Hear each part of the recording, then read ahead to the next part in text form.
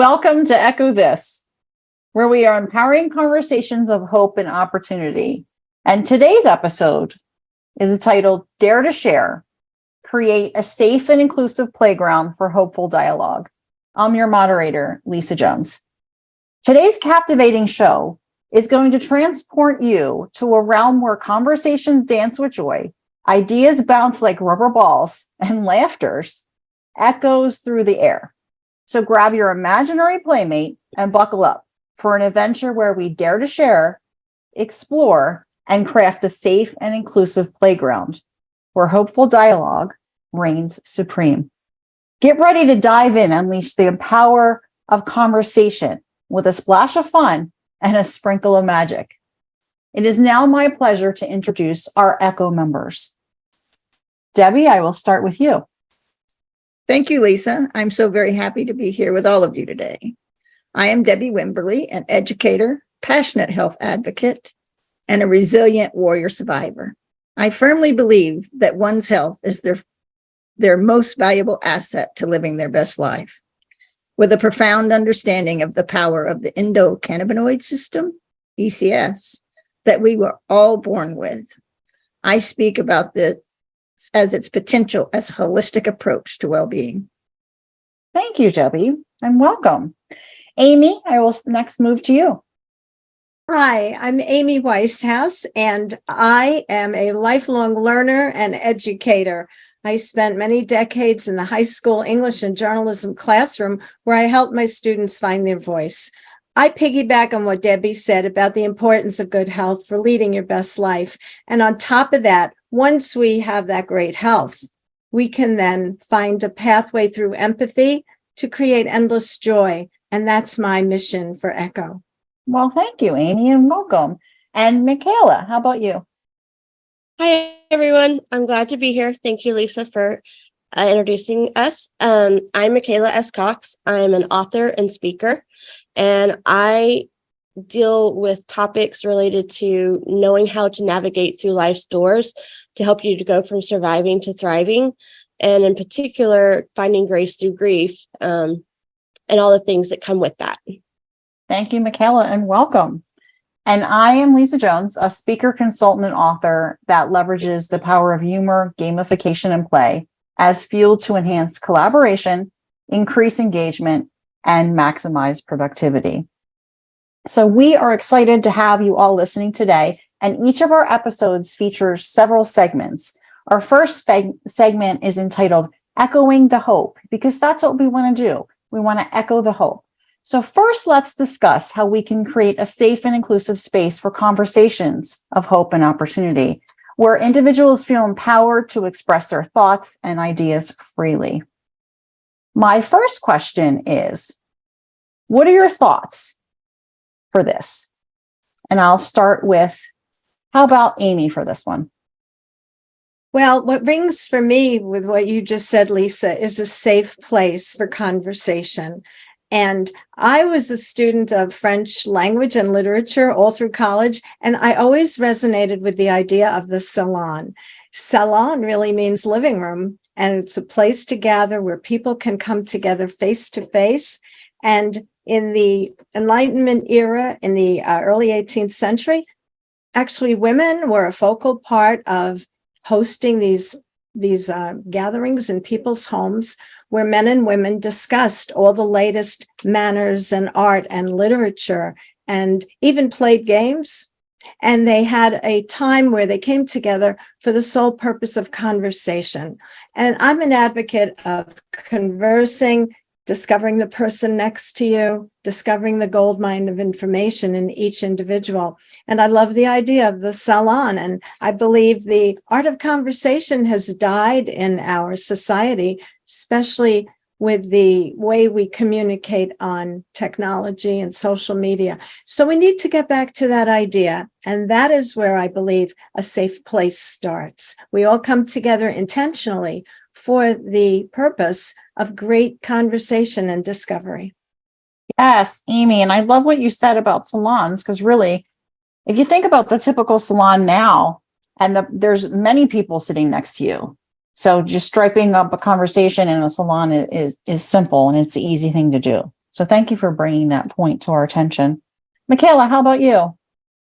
Yeah, I wanted to contribute and say that I really love that Amy brought that up because I'm personally a history buff myself. And so I appreciate the value that we can learn from history. But moreover, I think it accentuates or brings to mind something that's really important about how we create that safe space is that it sounds like from what you're saying, Amy, that they had proactive and they took initiative and they were intentional about creating this. So that implies to me they made a choice to make sure that what they believed in and advocated for was in existence so that people would have the freedom to have the safe spaces to be able to have these dialogues and discussions of intellectual flow of thought. And so to me, how you create part of that safe space is by choice. And then also knowing you have the freedom in that safe space to be able to converse and have these empowering conversations. Yes, the choice and the freedom. Thank you, Michaela. How about you, Debbie? What are your thoughts? Oh my gosh, let me start with saying what what Amy said about the salons is really going to bring me to where I think we need to be. And that being able to be creating a safe space for conversations begins with each one of us. It starts by actively listening to what our bodies are telling us and being open and being expressive and knowing that we will be heard with compassion instead of pity. When you live with chronic health issues, so often when you try to talk about those issues, you do receive a lot of pity or you receive a lot of just put on your big girl panties and get through it. And it's not that as simple. We need to establish an atmosphere that is conducive to meaningful discussion so that we can discuss health issues openly and learn from them and grow from them collectively. Because I think when we talk about specific health conditions that one may be working with, they actually could help someone else that's dealing with the same thing, but we have to be okay to have those open conversations and know that it will be received in a positive way versus in a way of negativity. Yeah, so true. And the point that you made about active listening is so important and so vital for these conversations. So let's all put ourselves in a salon and active listen. And for me, I think of it like building a house. And right now, the Barbie movie is out. So let's use Barbie's dream house as a starting point, just for fun, shall we? So if you gather your fabulously diverse Barbie crew and embark on a creative adventure, the first thing you're going to do is you're going to really start by laying that foundation of respect and understanding, just like the sturdy pink floors that support the dream house. And then the next thing you're going to do is you're going to decorate the walls with the vibrant posters showcasing different perspectives and making sure to include one of those fun, sparkly mirrors that reflects everyone's unique beauty. And then next, we're going to furnish the space with cozy couches that encourage comfort and relaxation. And this kind of resembles the plush seating areas in the dream house's living room. And then we're going to install one of those magical elevators because, hey, who doesn't need a magical elevator? And that's going to lift our voices up. That's going to ensure that no idea is left unheard. That goes to Debbie's active listening. And then you're going to have that open, stylish kitchen filled with pots and pans of encouragement, right? Where thoughts are cooked up with the shared with zest. And then we're going to let laughter and joy fill the air. Just like Dream House's Barbie's balcony, where her and her friends gather for lively conversations under a colorful umbrella. And yes, they're pink. By creating a safe and inclusive space in Barbie's dream house, this is where we empower each doll or each person, right, to freely express their hopes and dreams while building a community that radiates positivity and opportunity. I want to go to Michaela for a second to get her thoughts on Barbie's dream house, because I know she's also a fan. Thank you, Lisa. I think it's interesting you brought that up, and I love how that metaphor ties it all together. It's very accurate. I think it ties into the salon because it's like a beautiful own Barbie's version of the salon. But then also, I was on vacation recently. I think that's so interesting in the timeliness of our society with the Barbie movie, as you referenced, But if I'm not mistaken, for anyone who's an HGTV fan, I think they're doing a Barbie Dream House this year. So I thought that was so cool that, yeah, I'm not kidding. I saw an advertiser going, wait a minute, this is crazy. So I thought that was so cool that you would bring that up. So anyone who knows what I'm talking about on HGTV, there you go. They're creating your own Barbie Dream House for you to have empowering conversations in. But but also right. I also wanted to say for Debbie, I agree with you and I concur that I feel like in some of the harder issues in life that people may not feel like they have as much freedom or is as welcome to have those conversations about harder topics for either because people don't understand it or don't know what to do with it or don't know how to handle it. I don't think it's just health. I think it's in disability realms and I think it's in grief and other hard aspects of life. So it's very much a thing and I've seen it in other ways. And I would agree that, and that's why we need spaces for those conversations that we're talking about. Yes, we definitely do. And that lends nicely to our next segment, which is echoing the opportunity, because it's all great that we could talk about what we want to do, but how do we echo the opportunity? Debbie, I want to go to you I know you also like Barbie's Dream House, so let's talk about that for a second. I definitely want to talk about Barbie's Dream House for a minute. And I want to talk about it because it is something that I'm 65. In Barbie's Dream House, there's no age. So go ahead. Exactly. There is no age with Barbie's Dream House. And one of the things that rings true to me is that I can remember playing with Barbie and remembering all the careers that she could have, remembering all the things that she could accomplish. And I would go from one door to the other. And that's where my Alice in Wonderland comes into play with me, because there are many different avenues that you can travel when you're looking for your health. It's not just one way. And that's what I've utilized and relied on in trying to manage and take care of my own health. And it's a constant work through. So, when you knock on one door, don't forget that there's another door that can be knocked on and utilized just as well. Yeah, so true. There's always another door. And that's another point that lends nicely into this echoing the opportunity, because now we can discuss how we can promote collaboration and constructive dialogue in conversations that will then enable everyone to build upon each other's ideas. And then we can collectively explore new possibilities. So Amy, let's go to you for what do you think about that? How can we collectively explore new possibilities? Well, the opportunity goes back to our coming together intentionally. Now, this beautiful dollhouse, dream house, is symbolic of each one of us creating a safe and playful space. It doesn't have to be in a home, but that's a wonderful place to start with a selected group of friends or colleagues. It could also be, I love the concept of having a play date and going to an enjoyable place like an ice cream parlor or a park and bringing people together. What I really love about the house you created for Barbie is that magic elevator, because that's a beautiful metaphor that when people come together and talk, we uplift each other. We bring each other to another place where we can be creative and spark ideas for innovation and for the problems that we need solving in our lives, both personally and globally.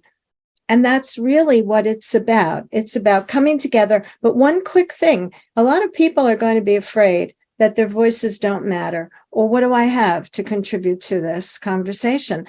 So I found this wonderful quote recently about, when you don't care what anybody thinks about what you say, you've achieved this awesome, outrageous level of freedom. And that's where leadership starts. The innovators, the people who are not afraid to say what they need to say. And as a teacher, I had to tell my students, no question is stupid. No question is unimportant, because other people, of course, have the same question, but they're too afraid to pose it. So this is a great place. The opportunity, conversation breeds opportunity, breeds cohesiveness, breeds innovation, and it breeds self-esteem, and it breeds a wonderful beginning to self-development that's so important. Yes, and also more possibilities to ask more questions. So thank you for that, Amy. Michaela, what are your thoughts on this? I wanted to say that I think that's a great lead into what you talk about, Amy, is because one of your major things that you like to focus on and value is the fact that your life matters. and that everyone's life matter. And I think a lot of times people don't think they matter because they don't have self-worth or self-esteem or self-confidence, which goes to, well, I don't matter, it's not important, when it really is. And if we could so I think those two are tied together. And once you figure that out, then you can reach that ultimate of, I don't really care what anyone else thinks or about their opinion on what I need to say. And I'm probably one of them, for better or for worse at times, but that's okay. Yes. Great point, Michaela. How about you, Debbie? I think that Amy and Michaela both hit on something that's very important to bring into here. And that is, you need to find joy within yourself. You need to be able to trust yourself. You need to be able to know yourself. And when you know that who you are, then you're more than willing to be able to go out and communicate and share with the world. So don't be afraid to discover who you are. Don't be afraid to be yourself. Stop trying to be like someone else. I feel like we spend a lot of our time trying to look at what other people are doing and being, oh, I want to be like them. No, be like you. You're unique, you're different, you're important, and you matter. Stand on that for who you are. Yes, yes. And something that you said, it kind of reminds me of the finding the opportunities within yourself. So if we can kind of start there, cultivate from within. So that's great. This question makes me think of an epic game night, because I'm always thinking of games. But when it comes to promoting collaboration and constructive dialogue, I think it's all really about creating that vibrant playground that I like to talk about, with, instead this time with ideas where everyone's imaginations can then just run wild. If you think about something like breaking out the giant Jenga blocks, that could be representing active listening. You can carefully stack and align each idea to build a tower of shared understanding. Then you can go over to unleash the spinning wheel of creativity, right? Where participants take turns adding their own colorful twist to the conversation. Next, we can picture a collaborative scavenger hunt. This is where everyone searches for hidden gems of insight and perspectives. And then if we put them all together like a puzzle, this then reveals new possibilities. And then, of course, in any playground, we can't forget something to jump on. And I would say the trampoline of encouragement, where we can bounce ideas higher and higher. And then this allows them to soar beyond the ordinary.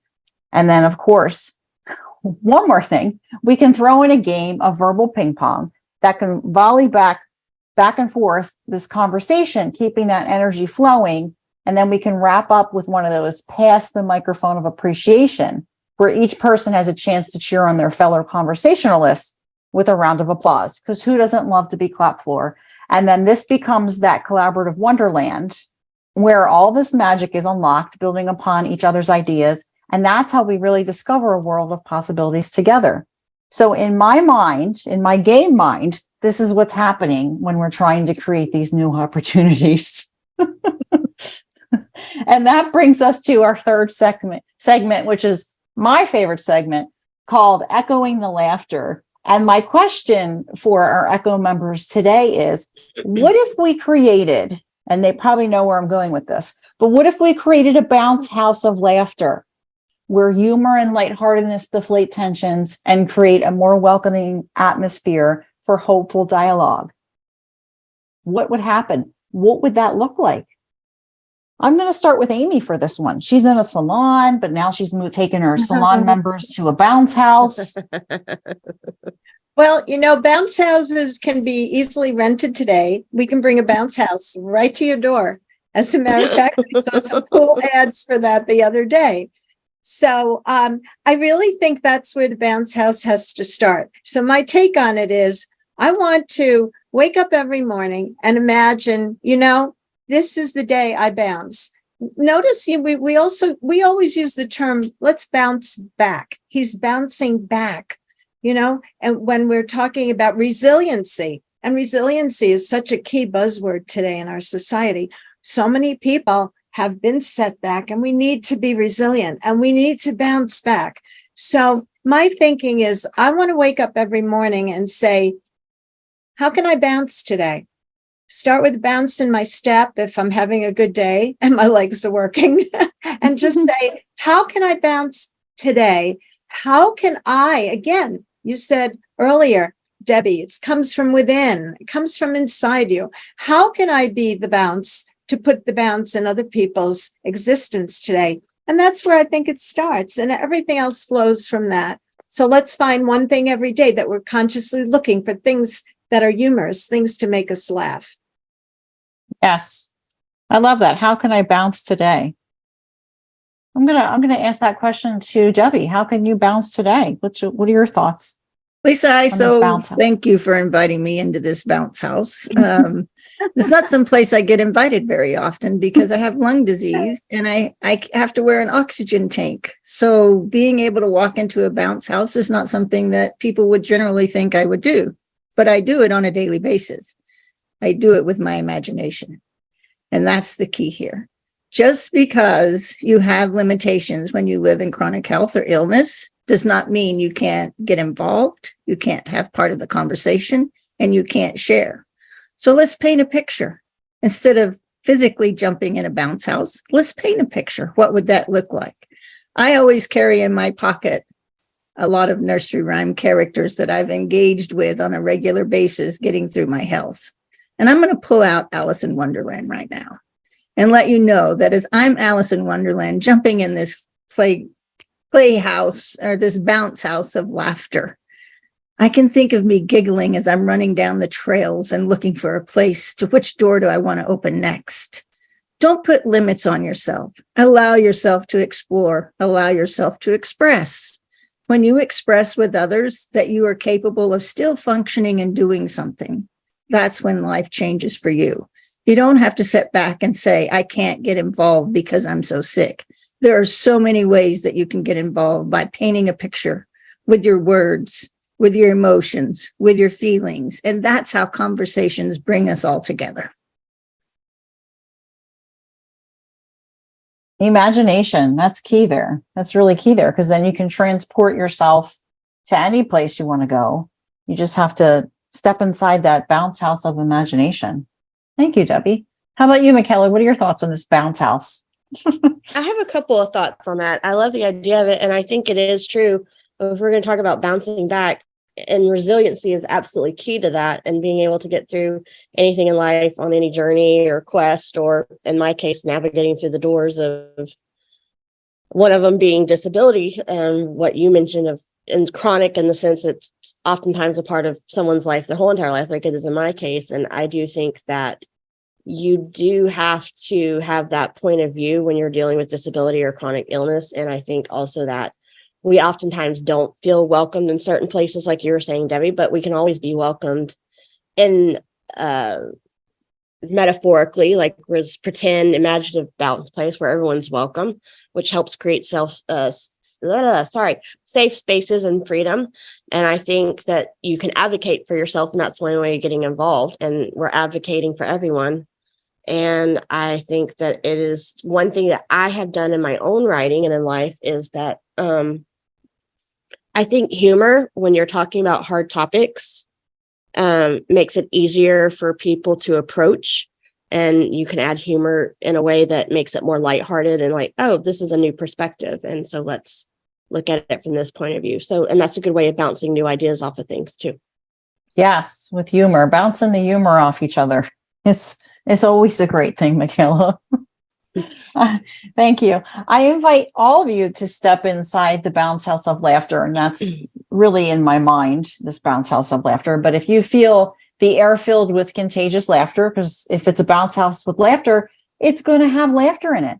And the laughter pops tension like bubbles. And then with every bounce and boing, worries and stress deflate into fluffy clouds of silliness. Wouldn't we all love that?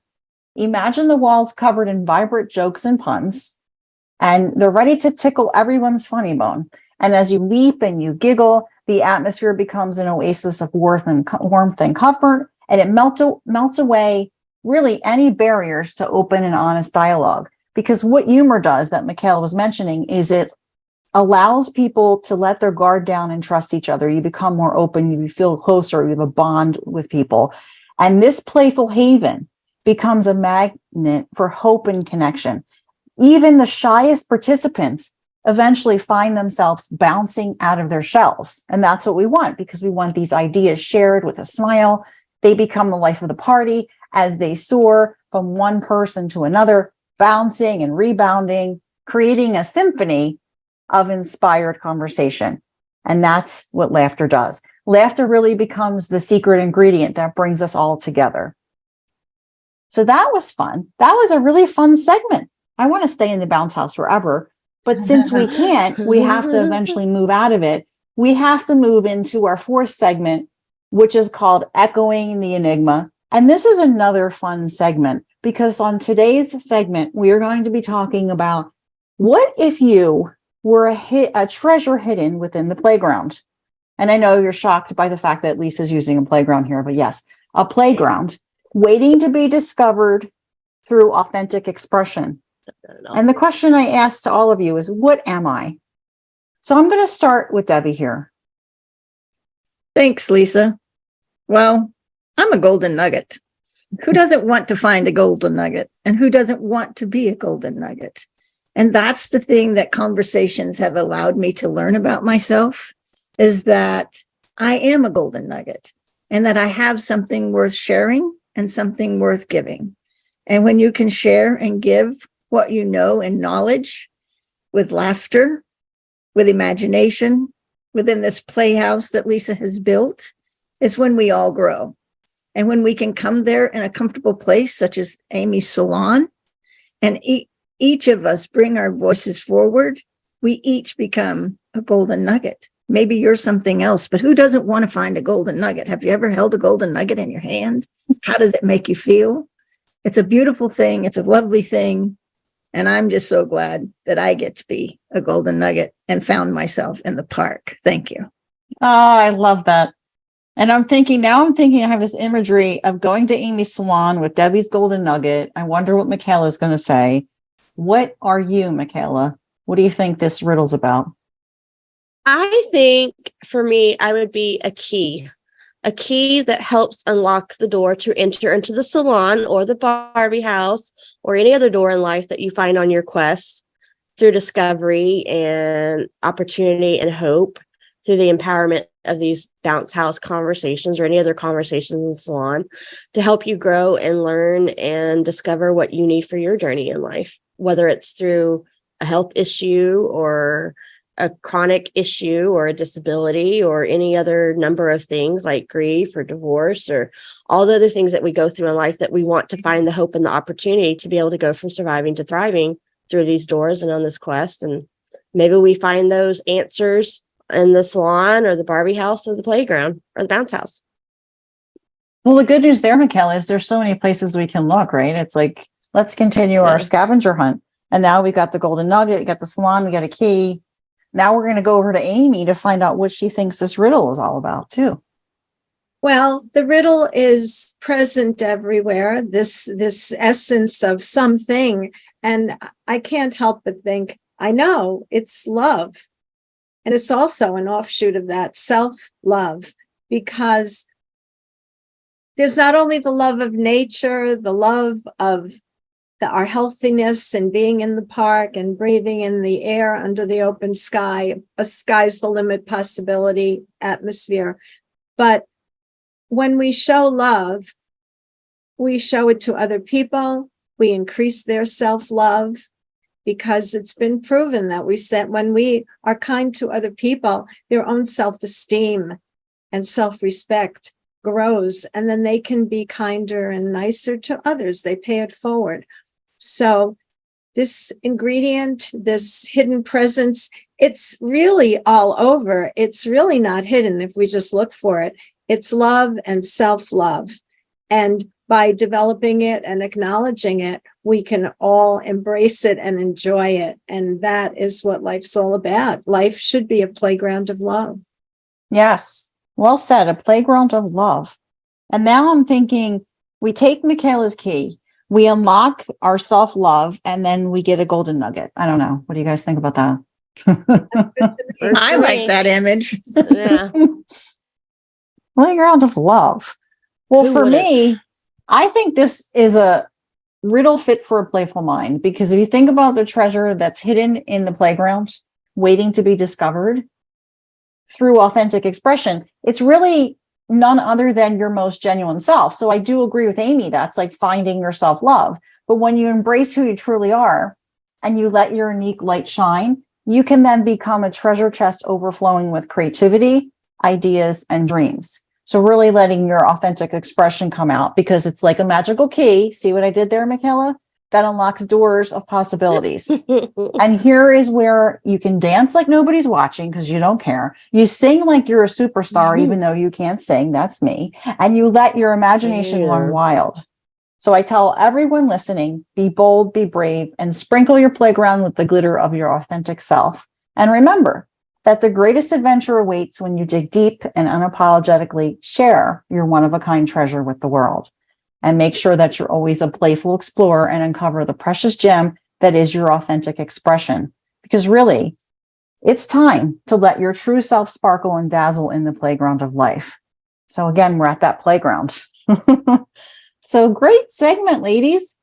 And now we will finish with our fifth and final segment, which is called Echoing the Transformation. So here we are going to discuss how the playground of conversations of hope and opportunity serve as a transformative space that allows individuals to shed old perspectives and then embrace new possibilities for personal growth. So what are your thoughts about that, Michaela? For me, and I'll say it, I've said it before, and you'll probably hear me say it a lot. Maybe I'll be considered the broken record before this is over with. I don't know.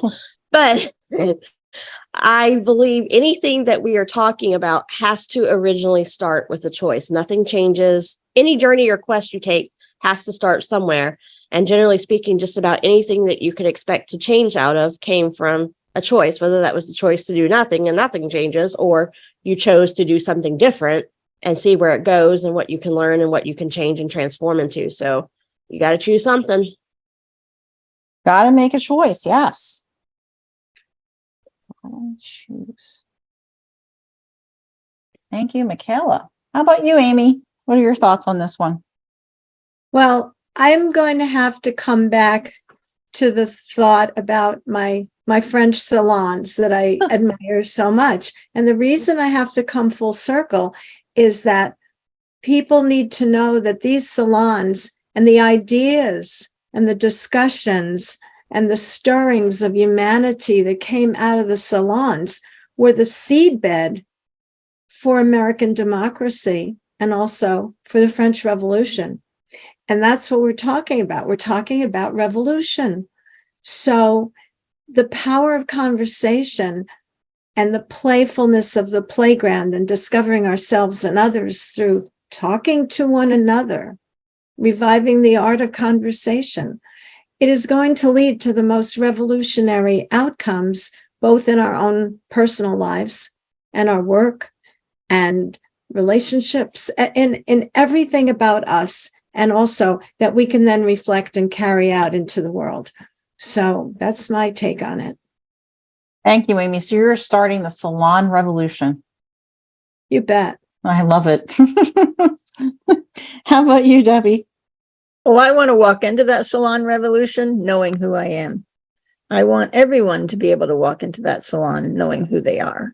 That is something that will continue to come back to, is the importance of understanding who you are, feeling who you are, being engaged with who you are, and owning it.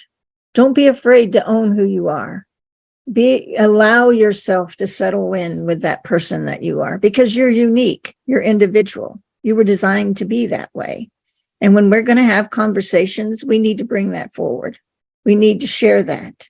We need to show that. It's the difference in conversations that helps us globally to expand and reach where we want to reach. And it helps us when we want to go into our doctor's office and talk to them, that we can be true to who we are and not be shut down.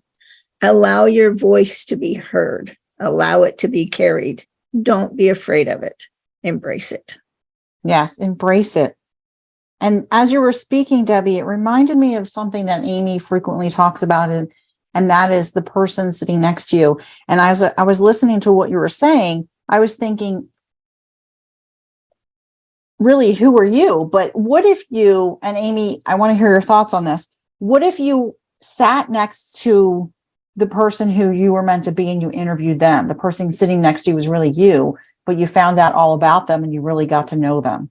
Wouldn't that be amazing? Amy, what are your thoughts on that? And you can tell me, like, I'm totally again, I'm playing in my mind, always playing. So, Well, I know I love nothing more than playing with you, Lisa. And the refreshing thing is you have a 9-year-old and you are involved in play every day with entertaining your beautiful daughter. And even though I have a 46-year-old son, I still feel that, we have to cultivate a feeling of play. Now, if I interview the person next to me, to what end? I'm going to find myself in that person. That person is going to reflect me. Despite the surface diversity or the surface differences where I might think this person is nothing like me, the more I interview that person, the more I go, oh, wow, I think that way. I feel that way. I'm with you, sister. I'm with you, brother. I am with you. And it doesn't matter how old the person is. We here span 40s, 50s, 60s, and 70s. And here we are having conversation because we want to interview each other. And I know that every day we meet, even today, we learn more about each other. And that makes us want to learn more. So I love your asking me about the person sitting next to you, because we are that person. yes. When we Playing treat that with that person, I have this lovely poem that I'll share at some point about the person sitting next to you. And when we realize that we are that person, that's how we want to be treated. We want to be treated with the recognition and the smile and the curiosity and the joy, so that all of us can move together as a united humanity, a united front, and innovate and change and improve. We cannot do it alone. Yes, we can't do it alone. We definitely can't. I couldn't agree with you more, Amy. Play with the person sitting next to you is what I heard from that. And Debbie, I want to go for you for a second, because you're the one that originally brought this up, and then I had the thought. So I want to come back to you to get your thoughts on this. Well, I find this interesting, and I'm going to bring us back to our Barbie Playhouse because I was listening to, I'm a big Billie Eilish fan, and I was listening to an interview of hers because she actually wrote one of the songs that's in the Barbie movie. And she did not go into it thinking about herself, being herself. She was just thinking about the clips that she had watched in the movie. But in the end results, when she finished that song, she sat down and she said, wow, that's me. So she was able to find herself in writing that song for that movie because she played with Barbies her whole life. And she did not even think about herself when she wrote that song. So I just want everybody to be able to walk away from this thinking that, I might not be setting out to think about who I am when I'm doing something. But when you start having conversations, sitting with someone next to you, just like Amy was saying when she said, if I was to interview that person, it's like Billie interviewed herself without even knowing it. And the transformation that came out of that was absolutely beautiful. And I was so impressed because of the way she turned around and looked straight into the camera and owned who she was. And she said, do you hear me? That is who I am. And I think that's beautiful. That is so powerful. And that's a great example of transformation. Such a great Absolutely. example. Thank you for sharing. Mm-hmm. And that the thing I want to say there is you just never know where you're going to find those examples. You never know where they're going to come from. So don't harness yourself. Allow yourself to walk into that dream house, that bounce house, wherever you go, and give it your all. Play full out, whether it's just in your mind or whether it's physically. You can do this. Paint that picture to allow yourself to explode. Yes. Play full out. Go see the Barbie movie. Write a song. Whatever you can do. Michaela, we haven't heard. What about your thoughts on this whole playful out Barbie? This all ties back into what we started talking about in the beginning, is through these different things, we're finding the freedom, and then the freedom oftentimes come from a safe space. And if people feel safe, they can do all these things we're talking about. And it's through doing these things that we create that safe space that give people the freedom to embrace discovering who they are and being true to themselves, and knowing that they matter and being able to have these conversations that do empower us, that allow us to have hope, to find the opportunity through the choices we make, such as having Yes. these conversations. I'm going to say a big yes and to that. And then I'm going to talk a little bit about what I think about this question. And that's really because if we think about our old perspectives, I think they're like worn out swings that they need to be replaced, and they need to be replaced with shiny new ones that then launch us towards the sky of possibilities, because that's what we want. We want to open up to more conversations of hope and opportunity, because they can become our trusty sidekicks. It offers us the power to break free from the gravity of the familiar, and then we can soar into uncharted territories of personal growth. And that's really the transformative space. And when you think about a transformative space, it's really like a merry-go-round of ideas, right? You can hop on, you can hold tight to the pull of curiosity, and then you can let those colorful horses of inspiration carry you towards fresh horizons. And then, of course, for those that like to dance, you can dance with the vibrant rhythm of change. This is how we step out of our comfort zone. This is how we embrace the exhilarating unknown, because we're letting that playground of conversation be our ultimate adventure park, where we feel safe, where you slide faster, you swing higher than ever before. And it's really that time when we can unleash our inner dancer and embrace that transformative magic that awaits us in the realm of hopeful dialogue. So make sure that everyone gets ready to leap, twirl, and grow, but get out there, do it. And as Debbie was saying, play full out. Don't be afraid to do that.